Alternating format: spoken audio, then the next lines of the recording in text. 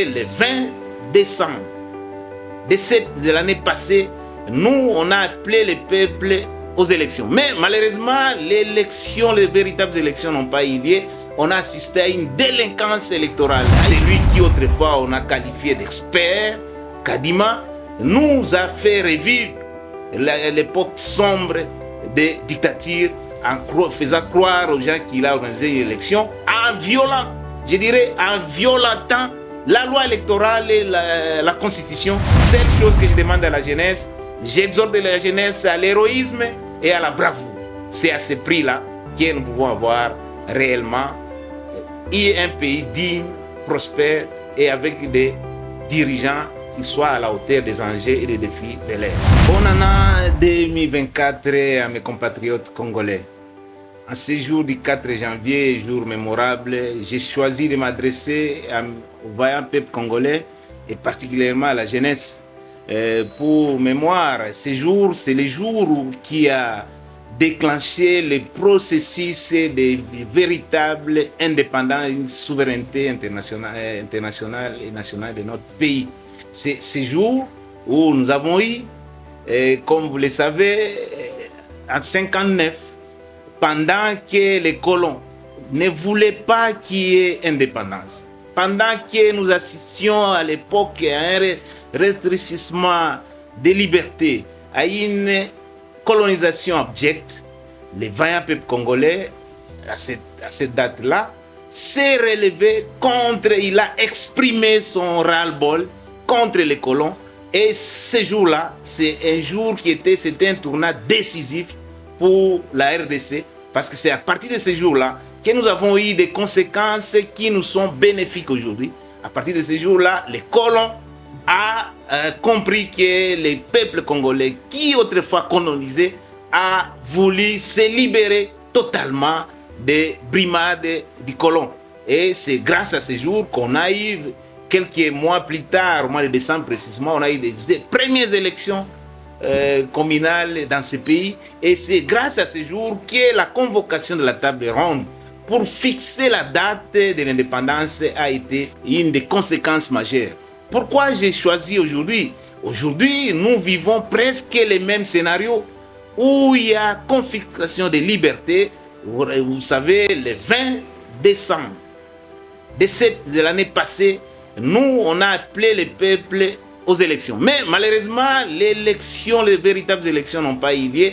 On a assisté à une délinquance électorale, à une sauvagerie, une barbarie qui nous fait revivre encore les sombres périodes de dictature, au point de ressusciter Staline, où nous présente des scores staliniens d'au-delà d'au moins 73% d'élections. Ça ne peut jamais se faire dans une démocratie pluraliste, surtout dans un système électoral de la représentation proportionnelle. Mais celui qui autrefois on a qualifié d'expert, Kadima, nous a fait revivre l'époque sombre des dictatures en faisant croire aux gens qu'il a organisé une élection en violant, je dirais, en violentant la loi électorale et la constitution, la loi qui précise que les élections doivent avoir un jour pendant 11 heures, mais pour la première fois, nous avons eu une élection au cours de 6 jours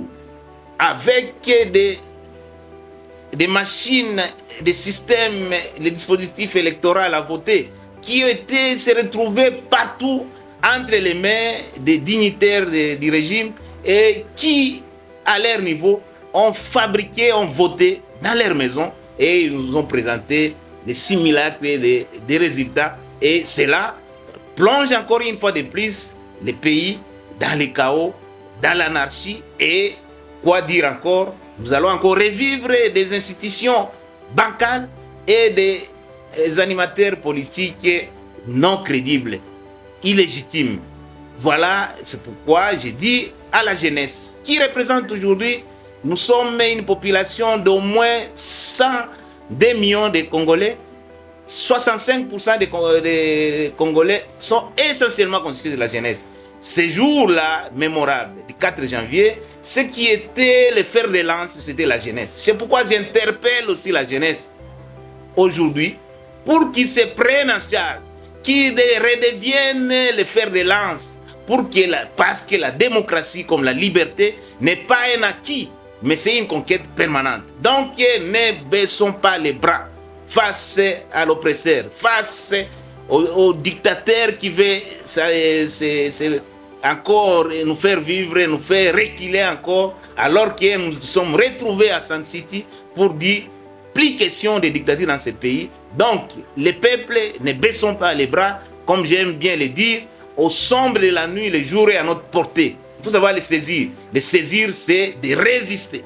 Résister pacifiquement, pas de marche pacifique pour obliger les pouvoirs qui sortiraient de ces élections chaotiques staliniennes de fléchir afin de comprendre la nécessité de réorganiser les élections crédibles, libres, transparentes pour la grande participation de tous les acteurs politiques et que les résultats qui seront issus de ces élections seront des résultats crédibles, transparents et qui vont augurer de nouvelles institutions démocratiques avec des animateurs crédibles. Donc, nous continuons à dire à la jeunesse de prendre, comme autrefois, dans ces années 60, au début des années 60, à 59, il n'y avait pas autant de jeunes aussi cultivés, aussi instruits comme nous l'avons aujourd'hui. Donc, prenez, parce que la volonté seule ne suffit pas.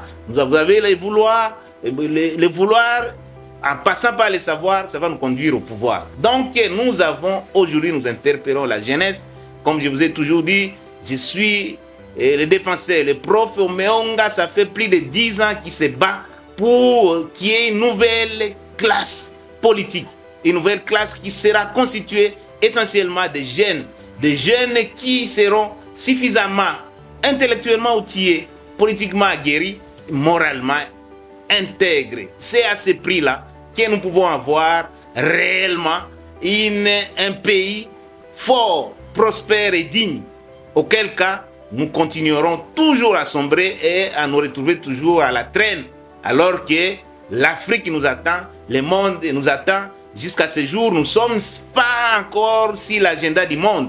Nous devons déployer les efforts, nous devons nous prendre en charge pour que nous puissions reconquérir nos espaces de liberté et pour que la démocratie devienne une réalité.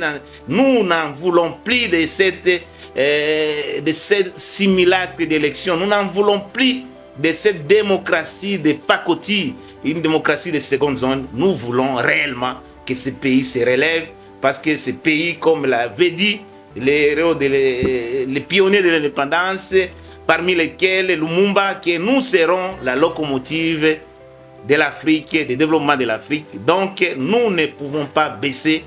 Faisons comme l'ont fait les martyrs de l'indépendance. S'ils ne se sont pas levés pour exprimer les ras-le-bol, ce pays ne serait pas indépendant aujourd'hui. Donc, de la même manière, si nous voulons qu'il y ait une véritable démocratie pluraliste, avec un véritable état de droit, la jeunesse doit se prendre en charge, se relever, résister à tous ces oligarques qui cherchaient encore à réduire nos espaces de liberté, pour qu'il y ait vraiment les choix utiles et pour que nous ayons véritablement des dirigeants dignes, crédibles et qui reflètent les aspirations du peuple, qui reflètent la volonté populaire. Auquel cas, si nous laissons ces oligarques faire ce qu'ils sont en train de faire, ce pays ne sera pas, va demeurer comme c'est le cas aujourd'hui, un pays entièrement à part au lieu d'être un pays à part entière. Donc, ne nous décourageons pas, ne cédons pas au fatalisme ni au défaitisme. Nous avons tout entre nos mains. C'est toujours possible de rebondir et de reconquérir et de prendre tout à bras le corps et faire une histoire qui... Donc, seule chose que je demande à la jeunesse, j'exhorte la jeunesse à l'héroïsme et à la bravoure. C'est à ce prix-là que nous pouvons avoir réellement un pays digne, prospère et avec des dirigeants qui soient à la hauteur des enjeux et des défis de l'ère. Voilà ce que je demande encore une fois. Je souhaite et à tous les combattants, les résistants et tous les Congolais, les patriotes qui aiment ce pays, de prendre ce jour-là, ce jour du 4 janvier, comme un détonateur pour la restauration de la démocratie et de l'état des droits dans notre pays. Voilà, je termine par là en espérant que ce petit message que j'adresse particulièrement à la jeunesse sera bien suivi et va les mettre en application. Je vous remercie.